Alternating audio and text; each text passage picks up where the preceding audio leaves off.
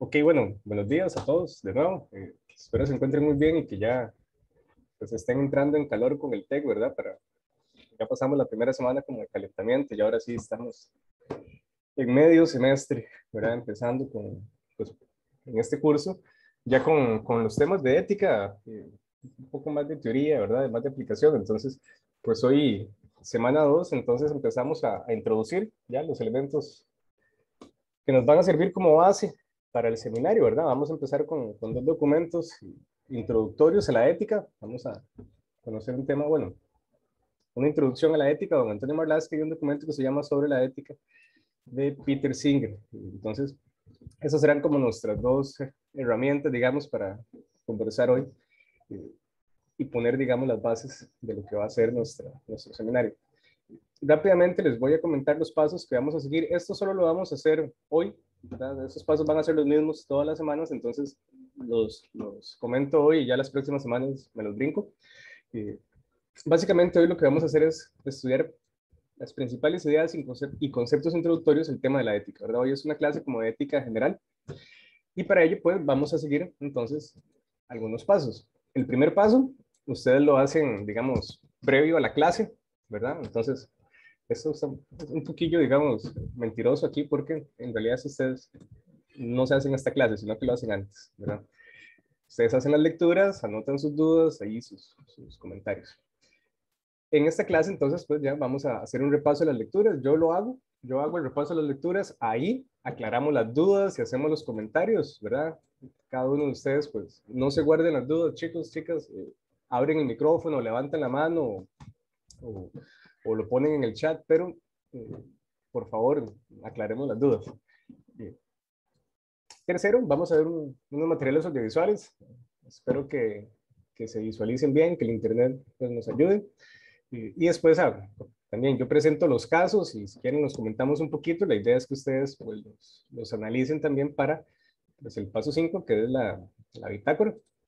Entonces ahí van a venir algunas preguntillas eh, sobre las lecturas y bueno, pues también los que les comentaba la semana pasada, extraer algunos conceptos y aplicarlos a uno de los casos. ¿Okay? Hoy tienen 3 casos aquí en este documento, pero van a analizar solamente uno.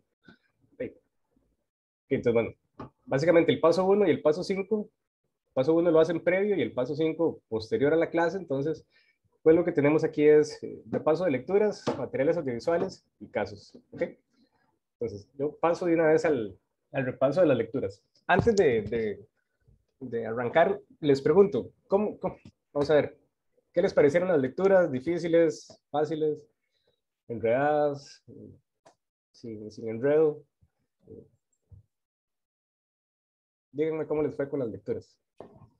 Pues la verdad, siéndole muy sincero, sí, como que uno se enreda al principio, bueno, en mi caso, eh, pero ya después ya cuando, como la mitad ya puede agarrar como el hilo, digamos, pero al principio sí es complicado, digamos, porque a mí me costó ir entendiendo todo lo de la ética que decía en la parte de introducción y que explica muchas bases de la ética que tal vez uno no tiene esos conceptos como muy arraigados, digamos, pero sí.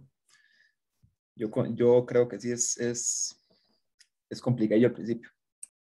Como todo al principio, ¿verdad? Es algo nuevo. Entonces sí, hay que prestarle un poquito más de cuidado, palabrillas nuevas, ideas que quizás ustedes pues no tenían en mente, aparecen ahí. Entonces, claro, al principio, todo lo que nos enfrentamos de manera nueva pues nos pone a pensar un poquito más. ¿Alguien más? Profe, en mi caso también me pasó parecido, digamos, más que todo por la terminología, digamos que a veces uno se queda como perdidillo. Bueno, exactamente, los conceptos nuevos, las palabrillas raras, a veces a uno lo pierden, ¿verdad? Entonces, un poco por eso mismo también me gusta como que ustedes hagan en la bitácora la identificación de conceptos éticos, porque muchas veces son palabrillas nuevas, conceptos pues, que estamos conociendo y es bueno entonces como ir trabajando sobre ellos, haciendo, por decirlo así, como el banco de datos de conceptos y de esa manera pues ustedes, digamos, los repasan y ya los tienen como listos para las eventuales evaluaciones. Y bueno, no solo conceptos éticos, ¿verdad? Vienen palabras nuevas de, en otros sentidos, no solo sentidos éticos. Entonces también ahí, bueno, la salvada es que ahora uno tiene Google, ¿verdad? A la mano, entonces pues uno busca y rápidamente se da cuenta. Y que si no, pues le toca a uno como estar con el diccionario o con una historia de la filosofía, que a veces es más cansado porque uno quiere como que le expliquen rápido un concepto y las historias de la filosofía tienen ahí unas explicaciones larguísimas, ¿verdad? Entonces hay que leer un poco más, pero con Google se pueden sacar el clavo rápidamente. Y, ok, bueno, ya escuché un poquito sobre las lecturas. Vamos a tener lecturas, creo yo, relativamente sencillas, pero que van a introducir cosas nuevas, entonces por ahí, como ustedes bien lo dijeron, al inicio puede que cuesten un poquito, pero cuando uno ya le agarra el hilo, eh, y van a ver que conforme hacemos más lecturas de ética, pues ya son cosas también más conocidas, ¿verdad? Vamos a seguir hablando entonces de utilitarismo, de deontología, de responsabilidad, de cosillas que van a volver en las próximas lecturas. Ok, empezamos entonces con la introducción que hace don Antonio Marlaska, que es una lectura más descriptiva, ¿verdad? Como más abierta. La lectura de Peter Singer es más enfocada como en el utilitarismo. Es muy general también, pero nos da un poquito más de ideas sobre una corriente ética en particular, que es el utilitarismo. Mientras que don Antonio Marlaska está haciendo una introducción pues mucho más general, ¿ok? Para mí es una lectura que aporta, digamos, como buenas bases, buenos elementos para entender por dónde va la ética, cómo salir, digamos, con un conocimiento un poquito redondeado de la ética, a nivel introductorio, obviamente, pero bueno, creo que lo logra bien don Antonio Marlaska. Lo primero que él nos comenta ahí es pues una pregunta como sobre los orígenes, ¿verdad? ¿Cuál es el origen de la ética? Pregunta don Antonio Marlaska. ¿A dónde inicia? ¿De dónde viene esta cosa? Y él nos da dos tipos de respuestas. Dice, la ética como moral vivida, como ética útil, ese era uno de los conceptillos que venían ahí. Nadie les va a preguntar esto, chiquillos, ¿verdad? Pero bueno, es bueno tenerlo por ahí también.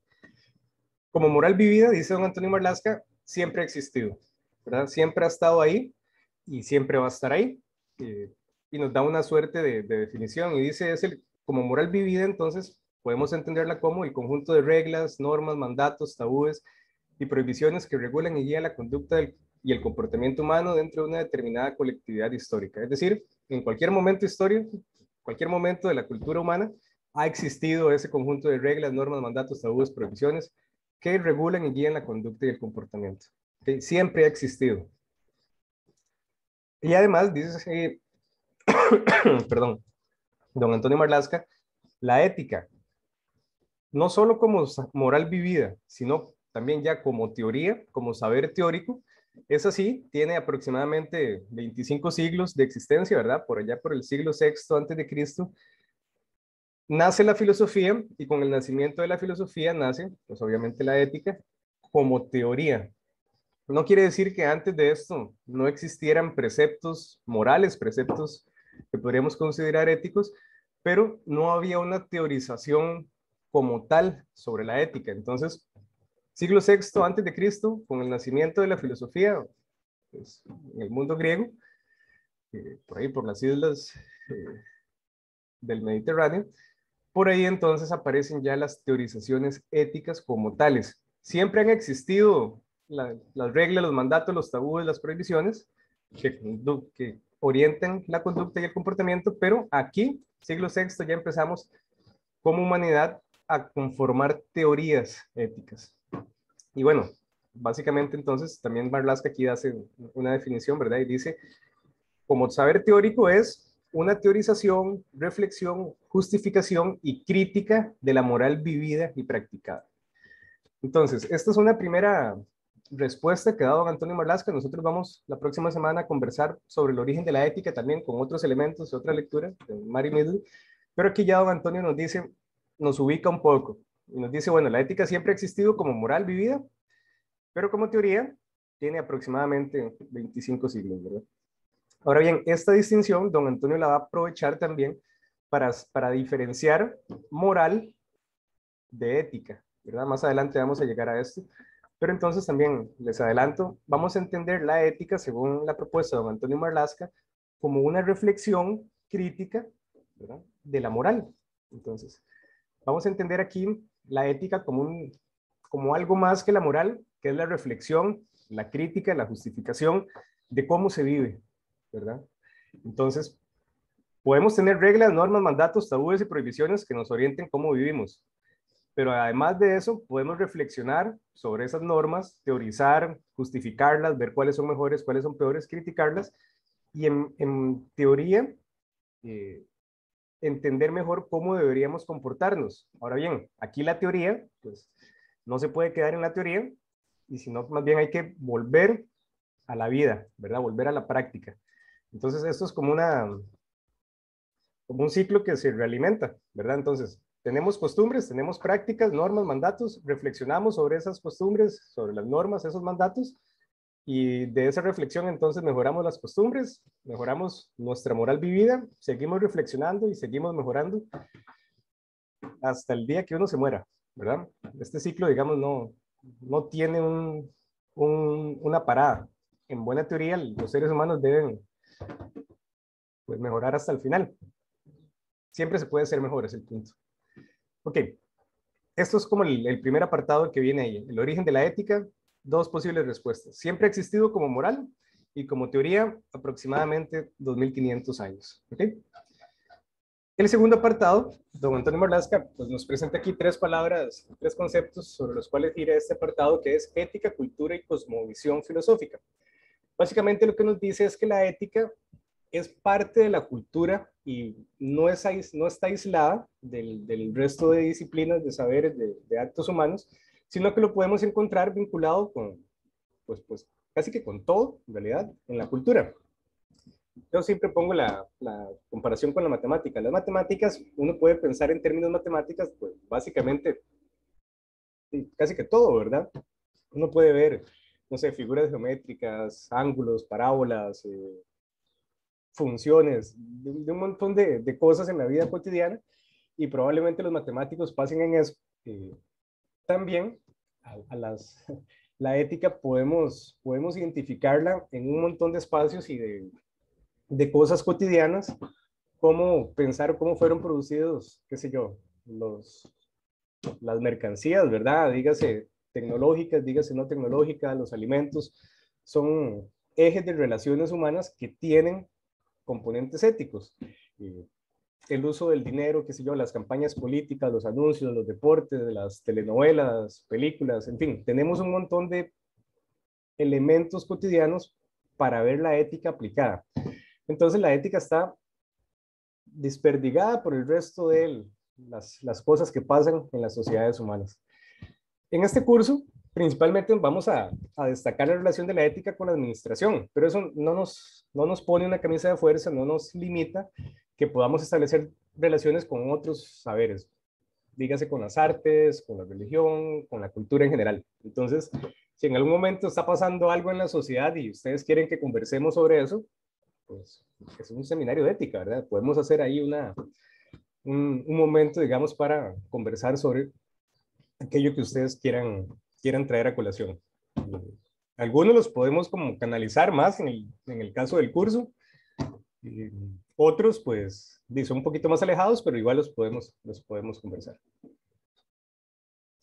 Ok, entonces, primeramente, ética y cultura están relacionadísimas, ¿verdad? Tienen, pues, una gran cantidad de aspectos que se entrecruzan.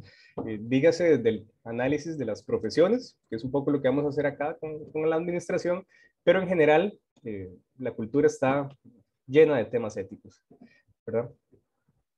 ¿Qué pasa entonces con esto de la cosmovisión filosófica? Bueno, dice don Antonio, la ética, como parte de la filosofía, como una disciplina filosófica, es parte también de la cosmovisión filosófica sobre la sociedad. Explico esto. Primero pregunto, ¿a qué les suena esta palabra, chiquillos? Si yo les digo, por favor, ¿me pueden dar una definición, una explicación de qué es la cosmovisión? ¿Me podrían decir cómo entienden esto?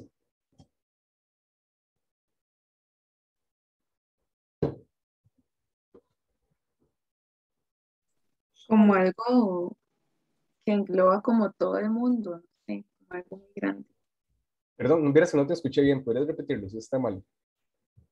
Como algo muy grande que engloba a todo el mundo, pues sí.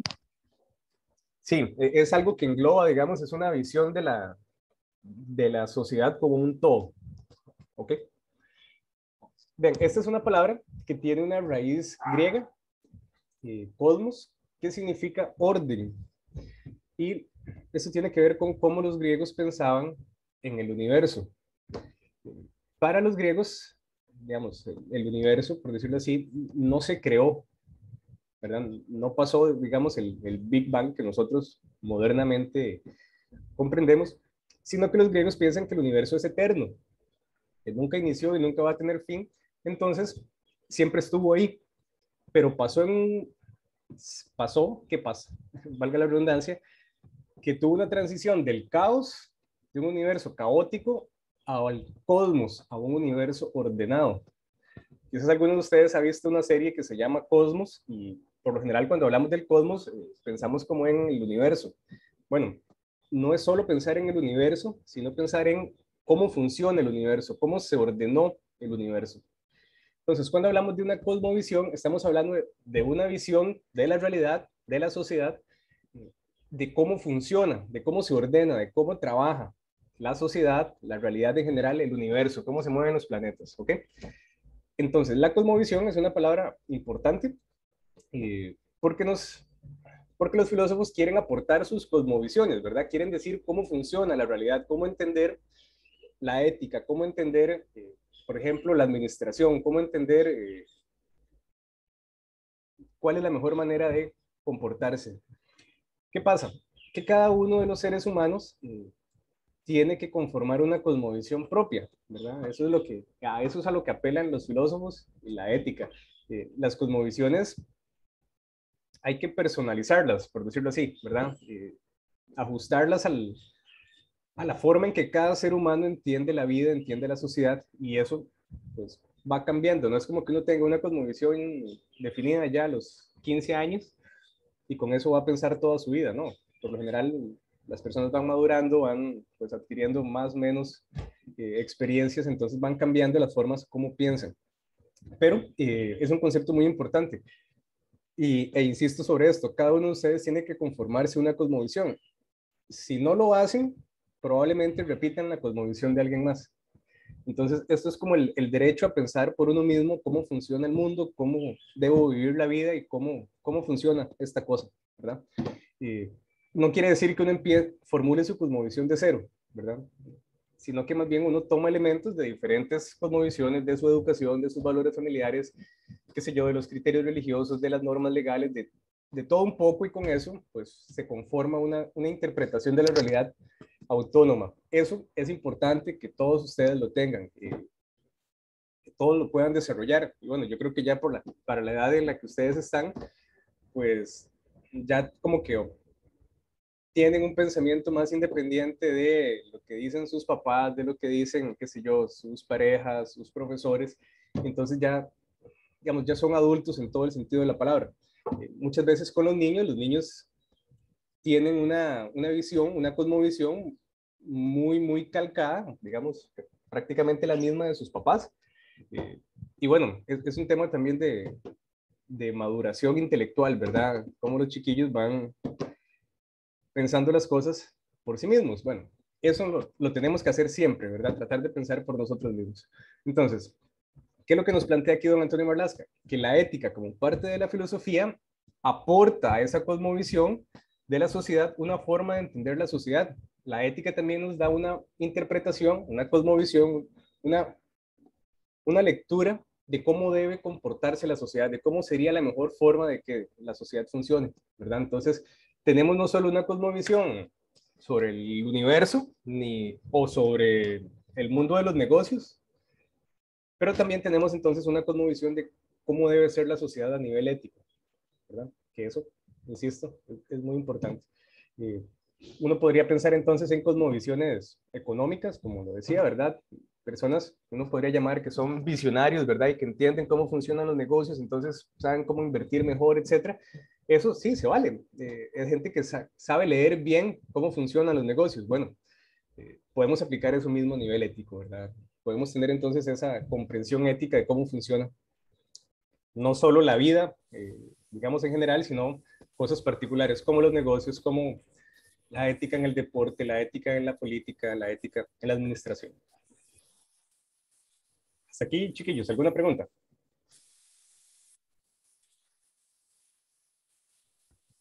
No.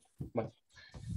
Ok, el tercer apartado que nos presenta don Antonio Marlaska dice, ya como las características, ya empieza a trabajar más directamente sobre la ética y pues nos da una definición, ¿verdad? Lo que es la ética y su relación con otras ciencias. Pero también, pues aquí quiero hacer un par de preguntas.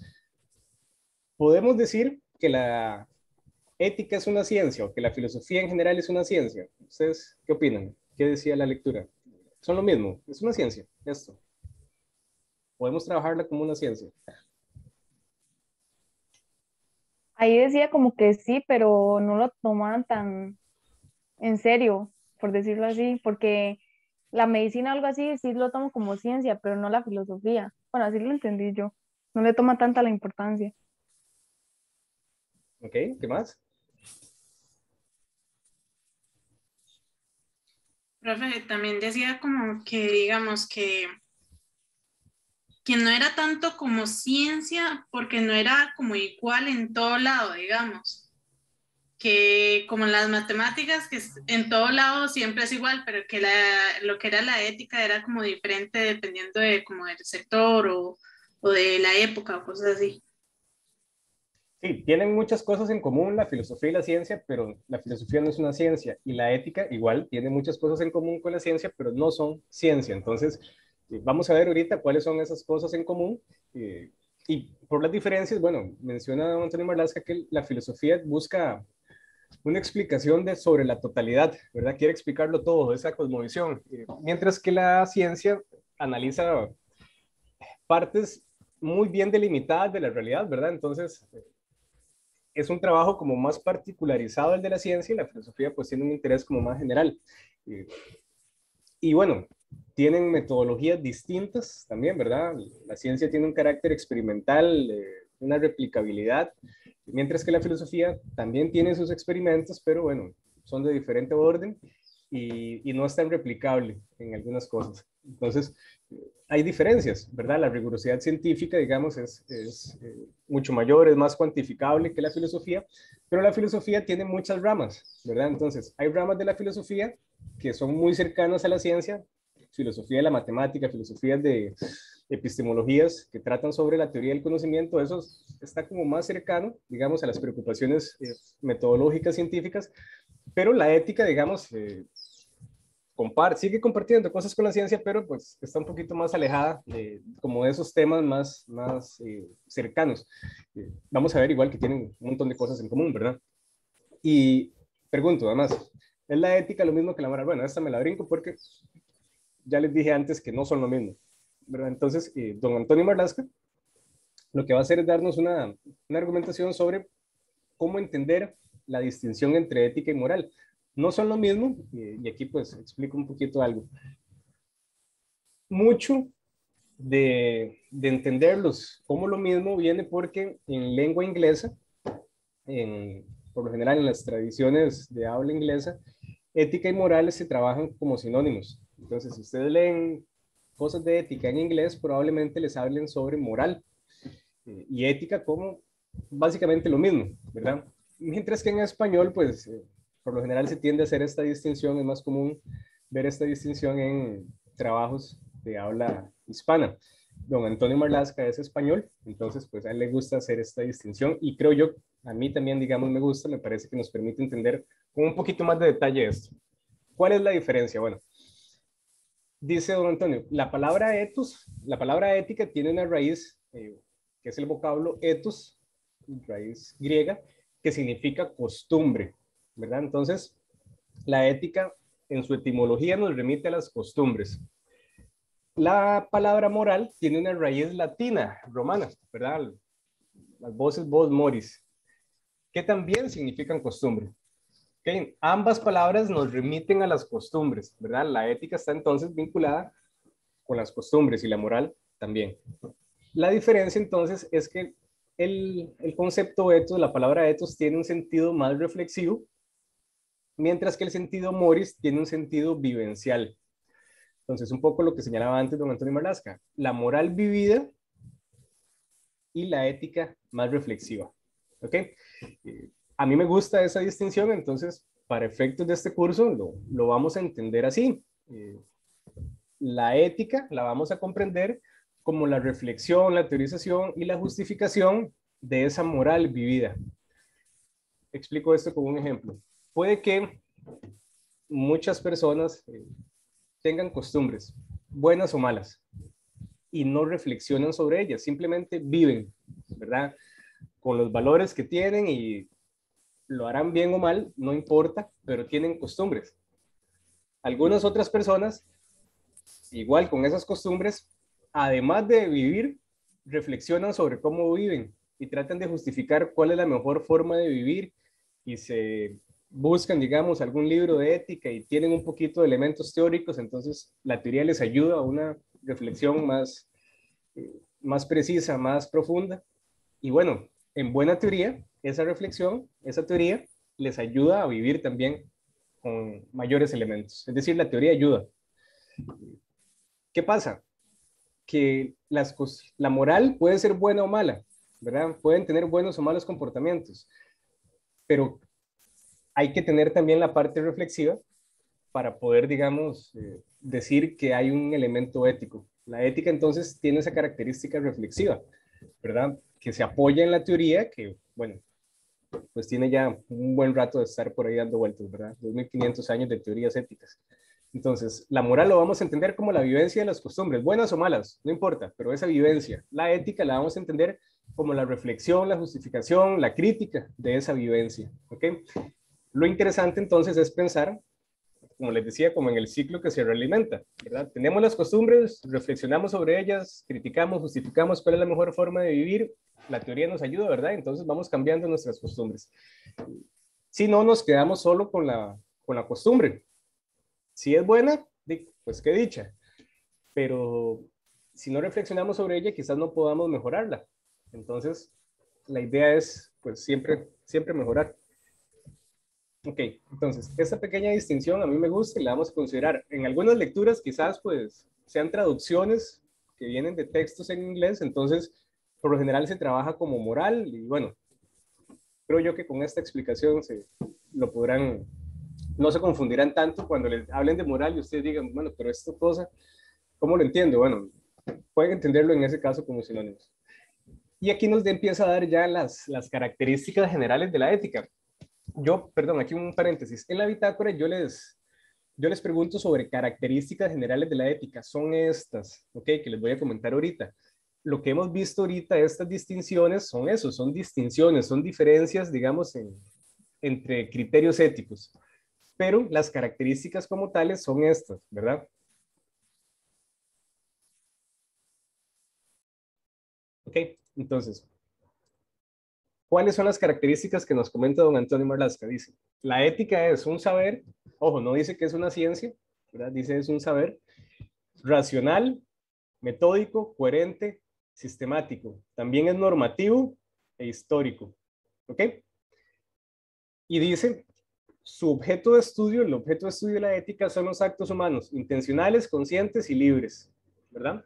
Entonces, con estas definiciones uno podría decir que no puedo juzgar éticamente a una persona sonámbula, ¿verdad? Los sonámbulos no están conscientes, andan dormidillos ahí haciendo desastres, ¿verdad? En la casa, hay sonámbulos que dicen que hasta agarran el carro. Bueno, incluso a nivel legal tampoco son objeto de tipificaciones de delito, ¿verdad? Es una condición médica muy extraña, en fin. Lo pongo como ejemplo. Para que los actos humanos puedan ser juzgados éticamente, tienen que ser intencionales, conscientes y libres. Siempre son libres, ¿verdad? No nos podemos quitar la libertad de encima. Entonces, por ahí queda salvada la libertad. Pero tenemos que ver que sean conscientes e intencionales. Ok, entonces, ¿pero qué significa que la ética sea todo esto, verdad? Racional, metódica, coherente, sistemática. Bueno, vamos a eso. ¿Qué significa que la ética sea racional? La racionalidad es una de las facultades famosas en filosofía, y pues básicamente lo que se entiende a nivel genérico sobre la racionalidad es que es la capacidad humana de pensar abstractamente, ¿verdad? Podemos pensar en abstracto. Podemos pensar en abstracto las relaciones numéricas, ¿verdad? 1 más 1 son 2, no importa si son una manzana más una manzana, una piña más una piña, 1.000.000 de colones más 1.000.000 de colones, van a ser 2, ¿verdad? En abstracto podemos hacer ese tipo de pensamiento matemático, pero también podemos pensar de manera abstracta otro montón de cosas, ¿verdad? Entre ellas, los criterios de bien y mal. Podemos pensar y definir abstractamente qué es el bien y qué es el mal. Y lo podemos pensar, obviamente, en abstracto, ¿verdad? Como decir 1 más 1, y también aplicadamente, ¿verdad? Como decir una manzana más una manzana. Entonces podemos decir, el bien es esto y esto y esto y esto a nivel abstracto, y también a nivel concreto, ese acto fue bueno, y a nivel abstracto también el mal. El mal es esto y esto y esto, y a nivel concreto, el mal es esto. Entonces, racionalmente podemos aprovechar esa capacidad que tenemos de pensar en abstracto el bien y el mal para tomar decisiones. ¿Ok? Entonces, la racionalidad es de las características fundamentales de la ética, nos sirve para tomar mejores decisiones, decisiones racionales, que están entonces pensando en abstracto cuál es la mejor salida, ¿verdad? ¿Cuál es la mejor respuesta a esa decisión que hay que tomar? Ok, entonces, podemos pensar abstractamente el bien y el mal, y obviamente lo podemos pensar también en concreto. Entonces, ¿qué significa que la ética sea racional? Que podemos trabajar con el bien y el mal en la abstracción, ¿ok? Puedo poner un ejemplo también de cómo esos criterios no son estáticos, ¿verdad? El bien y el mal pueden cambiar de lo abstracto a lo concreto, y bueno, pongo un ejemplo que quizás sirva para dar una mejor explicación. Piensen que ustedes están, ¿verdad? No sé, van ahí caminando por la media calle, en la acera, y de repente ven que hay un niño, 3 años, niño o niña de 3 años, y que viene un perro grande a atacar al niño, ¿verdad? Entonces ustedes tienen que tomar una decisión, pero ustedes son amantes de los perros y tienen ya interiorizado que no hay que maltratar a los perros, pero en ese momento pues hay que actuar rápidamente y el perro va a morder al niño. Entonces, bueno, ustedes agarran al chiquito y le pegan una patada al perro. Y bueno, en ese contexto, los criterios de bien y mal que ustedes habían abstraído, que era malo patear a un perro, pues se transforma en un acto concreto que fue una patada a un perro. Entonces, como que hay una incongruencia ahí. Yo siempre que pongo este ejemplo, los estudiantes me dicen cosas como, profe, y no podía simplemente correr el chiquito y no patear al perro. Bueno, parece que hubiera sido una mejor respuesta, ¿verdad? Pero a veces los actos no tienen ese chance como de reparar en todos los elementos y abstraer y pensar, digamos, con lujo de detalles la toma de decisiones. A veces las decisiones son muy rápidas. Entonces, por ahí a veces la teoría como que no se aplicó del todo bien, ¿ok? Pasa, bueno, este es un ejemplo ficticio, obviamente, pero puede pasar en muchas tomas de decisiones que la decisión tenía que ser rápida, entonces, pues no tomamos como la mejor decisión por la carrera. Por lo general, entonces es mejor cuando son decisiones importantes no tomarlas a la carrera, ¿verdad? Como hacerlas con, con mayor paciencia, con mayor detenimiento, ¿ok? Entonces, para tomar decisiones probablemente sea bueno tener ese espacio de tiempo para reflexionar un poco más, que a veces en ética no existe ese espacio de tiempo, ¿verdad? Hay que actuar. Entonces, muchas veces los errores son por las premuras. Y bueno, lo dejo aquí con el ejemplo. ¿Qué significa que la ética sea metódica? Bueno, que sigue un método, ¿verdad? Vamos a conversar un poquito más adelante. Don Antonio Marlasca tiene un apartado para esto del método, y vamos a ver que puede ser un método teórico o un método práctico. ¿Ok? Vean aquí, curiosamente, la ética, al igual que la ciencia, es racional, es metódica, también es coherente. Ya les comento qué es esto que es coherente. ¿Ok? Entonces, comparten varias cosas con la ciencia. Su racionalidad, su metodicidad y su coherencia. Y ahorita entonces también explico esto del método. ¿Qué significa que la ética sea coherente? Bueno, pues básicamente que la teoría y la práctica tienen que estar en sintonía, ¿verdad? No puede la teoría ir por un lado y la práctica por otro. Como el ejemplo del perro, si uno en la teoría es defensor de los animales, pues, bueno, no debería andar pateando perros, ¿verdad? Si llevamos esta tesis al extremo, tampoco debería comer carne, ni comer huevos, ni leche, ¿verdad? Ni usar productos de origen animal en general. Y bueno, esa es una discusión que vamos a dar aquí en el curso, no en este momento, pero el tema del uso de animales se las trae, ¿verdad? ¿Cuál es otro ejemplo común de coherencia o de falta de coherencia? Bueno, quizás el más fácil de identificar sean los políticos, ¿verdad? La teoría, los políticos tienen discursos muy bonitos, cargados de referencias éticas, y en la práctica, pues a veces la ética no aparece. Entonces parece que hay una incoherencia o una falta de coherencia entre lo que se predica y lo que se hace. Esto, hay otro montón de ejemplos, ¿verdad? Dígase de casos profesionales. Los abogados son unos buenos también, pero también los administradores tienen fama de a veces no ser tan coherentes entre sus responsabilidades fiscales y pues la práctica.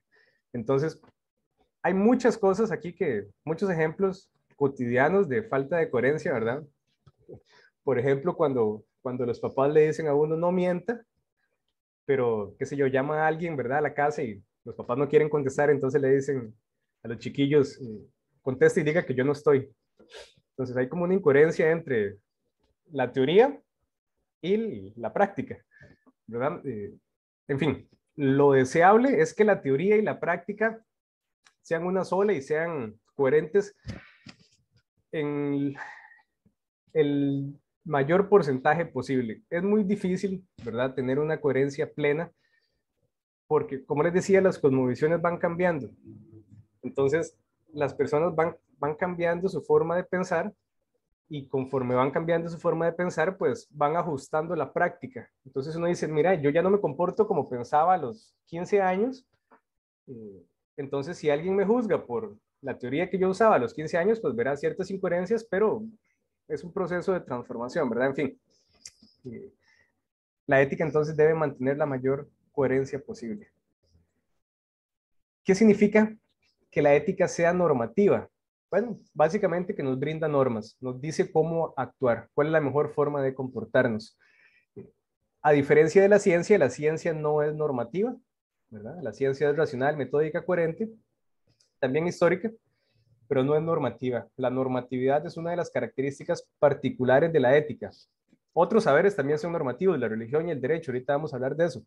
Pero la ética, entonces, como parte de sus características fundamentales, es que es normativa, nos da normas, nos dice cuáles son los mejores principios para comportarnos. Y bueno, ¿qué significa que la ética sea histórica? Que cambie con el tiempo, ¿verdad?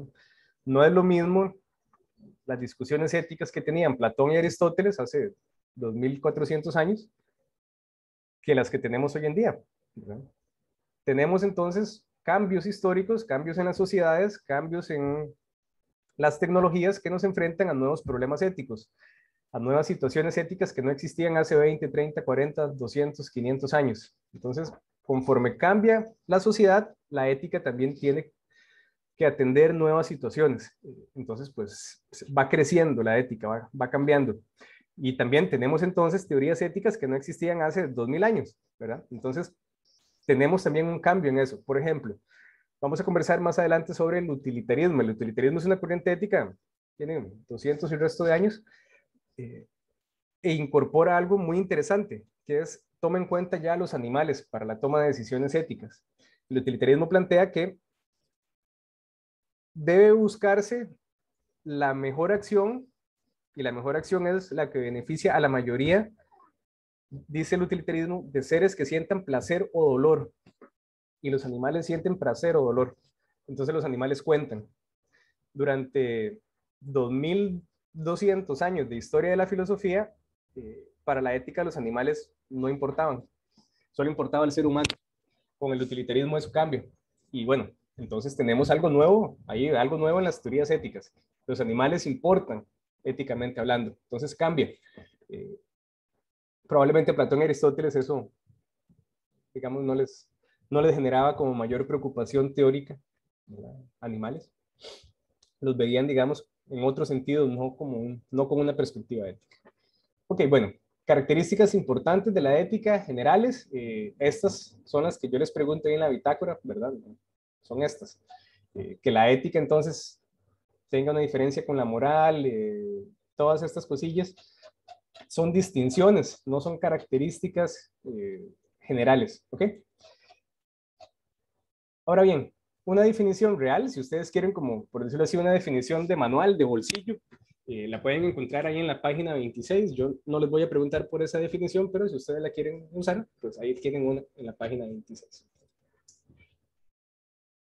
En el apartado 4, pues ya la lectura de don Antonio Marlaska nos empieza a tender puentes para distinguir la ética y ver qué tiene en común y en qué se diferencia de tres disciplinas, ¿verdad? La religión, el derecho y la antropología. Y pues bueno, yo quiero aquí también aclarar las dudas que puedan haber sobre esto.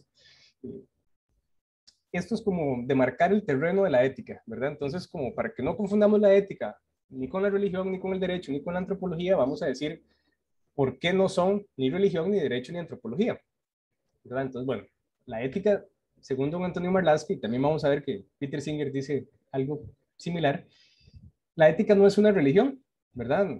Por diferentes motivos. Primero, dice don Antonio, la ética tiene un fundamento racional, se basa en la racionalidad y busca normar las acciones desde la autonomía. ¿Qué quiere decir esto?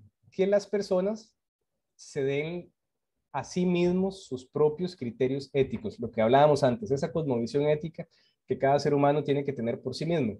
La ética busca entonces que los seres humanos piensen por sí mismos cómo comportarse mejor, ¿verdad? Que esa reflexión ética sea autónoma, que no sea impuesta, que tiene que ser libre. Entonces, la ética se fundamenta en la razón y busca que las normas surjan del sí mismo, ¿ok? Mientras que la religión, dice don Antonio Marlaska, es irracional y busca normar las acciones desde la heteronomía. La religión nos pone normas, pero las normas no las ponen las personas, las pone Dios, ¿verdad? Dios, por ejemplo, le dio a Moisés los 10 mandamientos. No le preguntó a Moisés, vaya y pregunte si la gente está de acuerdo con estos mandamientos. Dios dijo, estas son las reglas. Y si no le gusta, salado, estas son, ¿verdad? Los seres humanos entonces no tuvieron voz ni voto ahí. Fue Dios el que puso las órdenes. Ahora bien, uno podría pensar que es muy radical don Antonio Marlaska decir que la religión es irracional. Muchos filósofos dicen, no, hay un montón de racionalidad, la religión también funciona a nivel racional. Pero en el fondo lo que está aquí señalando don Antonio Marlaska es que la ética se satisface a partir de la razón, mientras que la religión puede usar elementos racionales, pero en el fondo acude a un principio de fe. Y entonces don Antonio Marlaska dice, bueno, el fundamento, la base en la ética es la razón, mientras que en la religión es la fe. Puede que haya razón también, pero en la base lo que está es la fe. Y ya eso, pues, digamos que la diferencia totalmente de la base racional de la ética, ¿ok? Entonces, importante aquí, no reducir la religión a las religiones judio-cristianas, ¿verdad? Que son las que tenemos nosotros más presentes siempre, digamos, en Latinoamérica, en Costa Rica, ¿verdad? La mayoría de religiones tienen corte judeo-cristiano. Pero pensémoslo a nivel general con un montón, miles de religiones que existen en la humanidad. La ética no es ninguna de ellas, ¿verdad? No es ni cristianismo, ni judaísmo, ni islamismo, no es budismo, que el budismo hay una cosa rara que no es religión, eso sí no es religión parece. No es ningún tipo de creencia de pueblos originarios, no tiene que ver con ninguna deidad, ¿verdad? La ética tiene casa aparte, ¿verdad?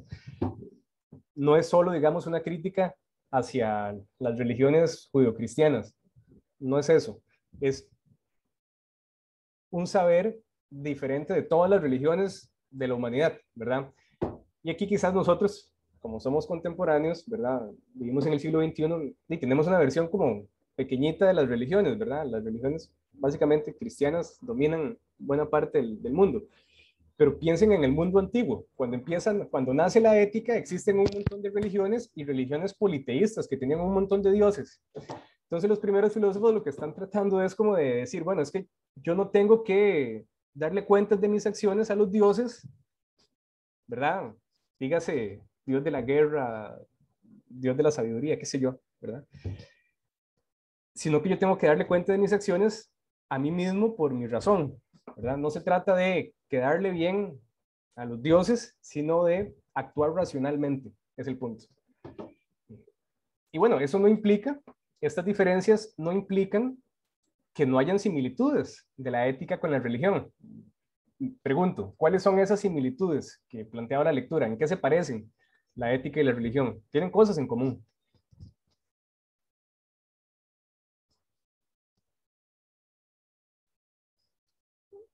¿Alguna similitud que quieran señalar, chiquillos? ¿En qué se parecen?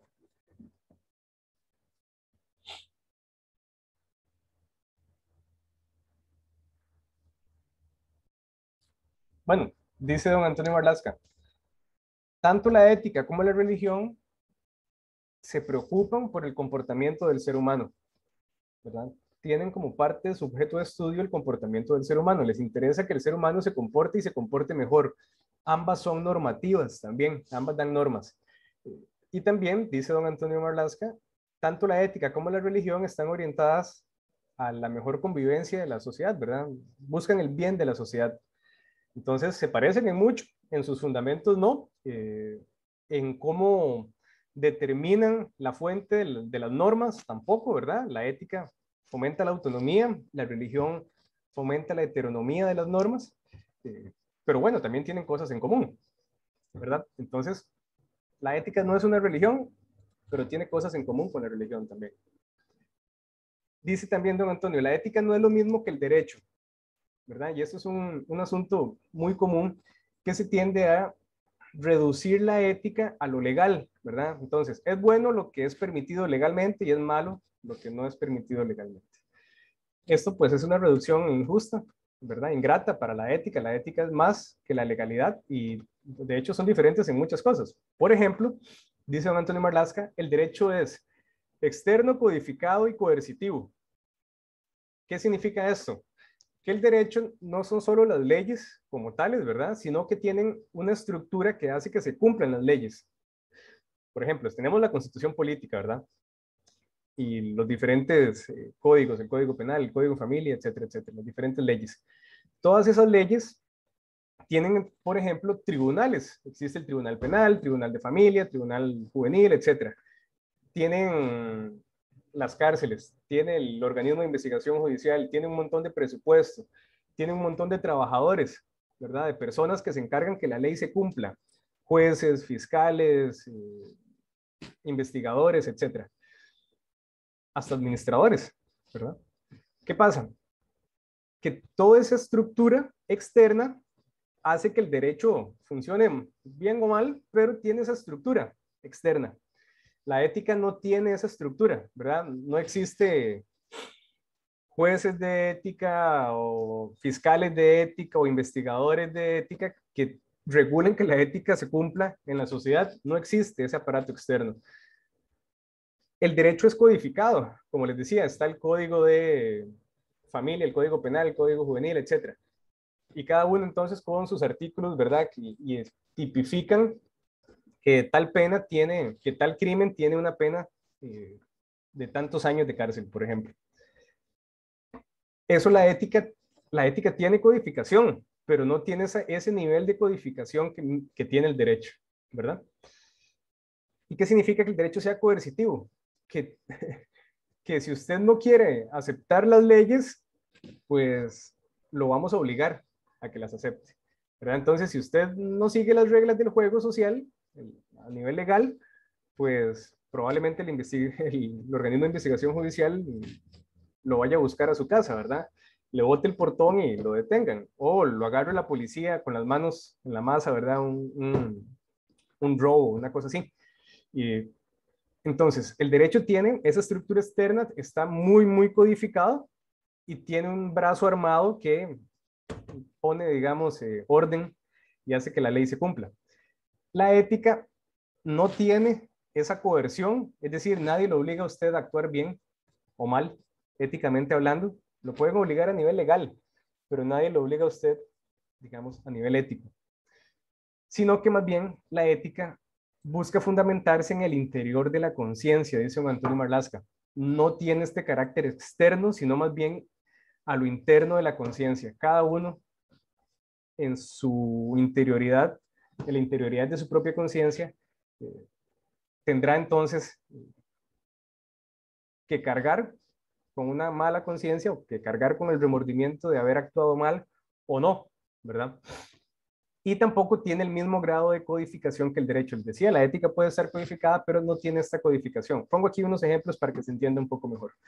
Piensen que yo me meto a robar a una pulpería, ¿verdad? Me robo un fresco leche y una tiquerita. No, mejor unas tronaditas. Me gustan más las tronaditas. Unas tronaditas y un fresco leche. ¿Qué pasa? Que yo soy un ladrón primerizo, ¿verdad? Y la pulpería tenía cámaras. El dueño de la pulpería me ve y pues llaman a la policía y me agarran ahí en pleno robo. Y bueno, me llevan entonces a la cárcel. Y estando ahí en la cárcel, yo en el interior de mi conciencia no me siento mal, ¿verdad? Y más bien digo, rayos, ¿verdad? Qué mala suerte tuve, tengo que practicar mejor cómo esconder las cosas y esconderme de la cámara o llevarme una sueta así, ¿verdad? Una gorra ahí que no se me vea la cara, en fin, ¿verdad? Pienso en cómo robar mejor, ¿verdad? Pero no me siento mal al respecto. Digo, HP, el dueño de la pulpería que me echó a la policía, ¿verdad? No, me voy a vengar. En vez de reflexionar y cambiar, más bien genero odio y estrategias para robar mejor. Y nunca me sentí mal. Como puede pasar que estando ahí digamos, en la celda, de la policía del OIJ, yo piense, sí, miran, pues no tuve que haber robado, el dueño de la pulpería tiene deudas que pagar, no es bueno para la sociedad que las personas roben. Entonces empiezo como a tener esa reflexión, digámoslo así, con el cargo de conciencia, ese remordimiento de conciencia, y entiendo como persona que pues que actúe mal y que voy a ir a pedirle perdón al señor de la pulpería, ¿verdad? Etcétera, etcétera. ¿Qué pasa?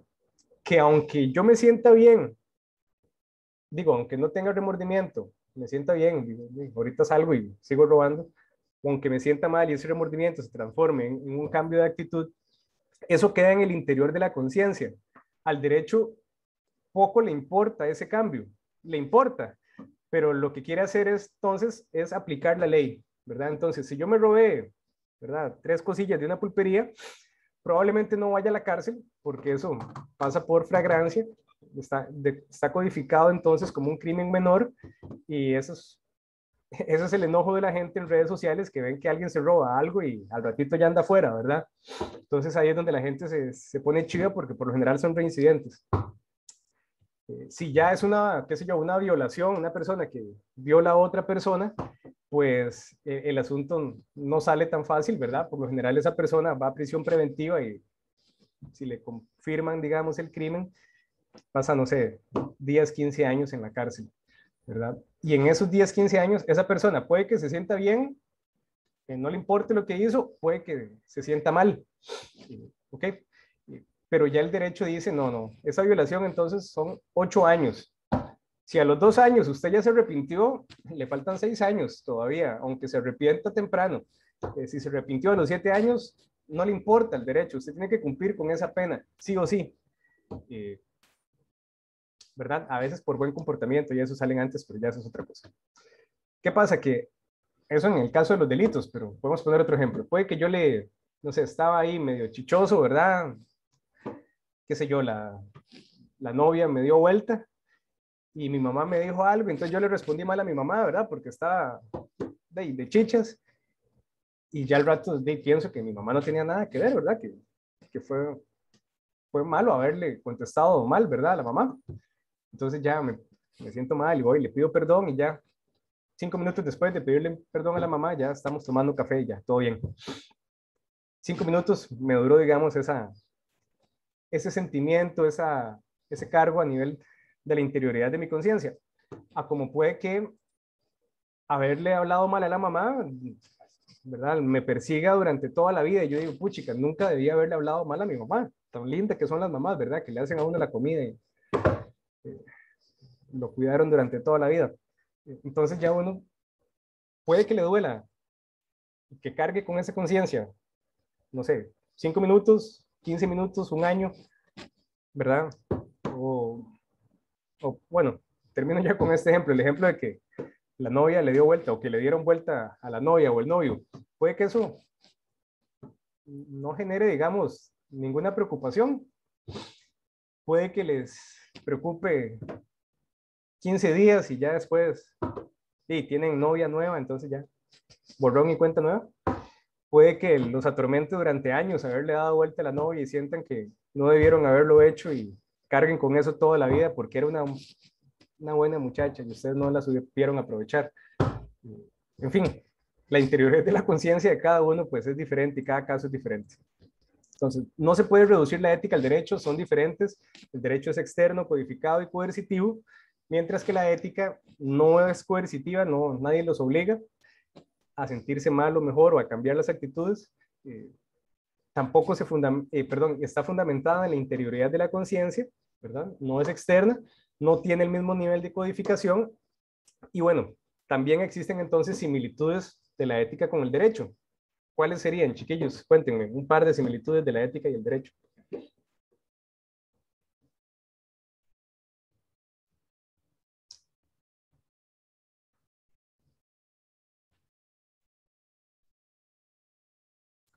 Bueno, rápidamente les cuento. La ética, igual que el derecho, son normativas, ambas nos dan normas, e igual que con la religión, ambas también están orientadas a la mejor convivencia social, ¿verdad? El objetivo tanto de la ética como el derecho es que la sociedad funcione mejor, ¿verdad? Ambas también se fundamentan en la razón. Entonces, pues bueno, tienen varias cosas en común. No son lo mismo, no hay que limitarlas a eso. Nosotros vamos a conversar de manera bastante importante en este curso sobre deontología. La deontología es la rama de la ética que se encarga del cumplimiento del deber y de las normas. Esa es la rama de la ética que está más cercana aquí al derecho, ¿verdad? Es como donde se acercan mucho más. Y bueno, en relación con la antropología, nos plantea don Antonio Marlasca que la antropología, bueno, es una ciencia descriptiva que estudia lo mismo que la ética, las costumbres de los seres humanos. Estudia otras cosas también, pero también las costumbres de los seres humanos. Pero lo hace de manera descriptiva. Es decir, la ética es normativa, mientras que la antropología es descriptiva. Es decir, la antropología describe cómo se comportan los seres humanos y la ética explica cómo deben comportarse. No cómo se comportan, sino cómo deben, ¿verdad? Eso es una diferencia entre cómo son y cómo deben ser. ¿Ok? Ahora bien, esa es una diferencia, pues, total, radical. Sin embargo, hay una relación, digamos, hay un vínculo de interdependencia entre antropología y ética. ¿Por qué? Porque la antropología, digámoslo así, marca lo que vamos a llamar en el curso modelos del ser humano, modelos antropológicos. Y nos dice, el ser humano es así, así, así, así, así. ¿Ok? Ese modelo le sirve a la ética para decir, bueno, si el ser humano es así, éticamente entonces debería comportarse así, así, así, así. ¿Qué pasa? Que los modelos de ser humano, los modelos antropológicos, marcan también un derrotero ético, una forma de entender y de comportarse. Y existen varios modelos antropológicos, ¿verdad? La antropología como ciencia, pues es descriptiva, pero también existe lo que se conoce como antropología filosófica, que es cuando se trata de definir cómo es el ser humano, cuál es la naturaleza humana, entre comillas. Pongo dos ejemplos. Sócrates, Platón, consideran que el ser humano es bueno por naturaleza. Como el ser humano es bueno por naturaleza, dice Sócrates, Platón, eso está también en la lectura de don Antonio, cuando actúa mal, no lo hace porque sea una persona mala, porque por naturaleza es bueno, sino que lo hace porque ignora el bien. Entonces dice Sócrates Platón, es ignorante, no es malo, es ignorante. Y como ignora el bien, no hay que castigarlo, porque bueno, lo que hay que hacer es educarlo, porque ignora lo que es el bien. Entonces Platón y Aristóteles dicen, bueno, a las personas que actúan mal tenemos que educarlas, no castigarlas. Ese es un modelo antropológico que considera que el ser humano es bueno. Entonces, como somos buenos, cuando actuamos mal no es que somos malos, somos buenos, sino que ignoramos el bien. Esa es una versión un poco ingenua que se le ha criticado mucho a Platón. Y bueno, ahorita conversemos más sobre eso. Podríamos poner otro modelo antropológico. Muchos años después, Thomas Hobbes, que es un filósofo inglés, dice, el ser humano es egoísta por naturaleza y cuando actúa mal hay que castigarlo, porque si no los otros seres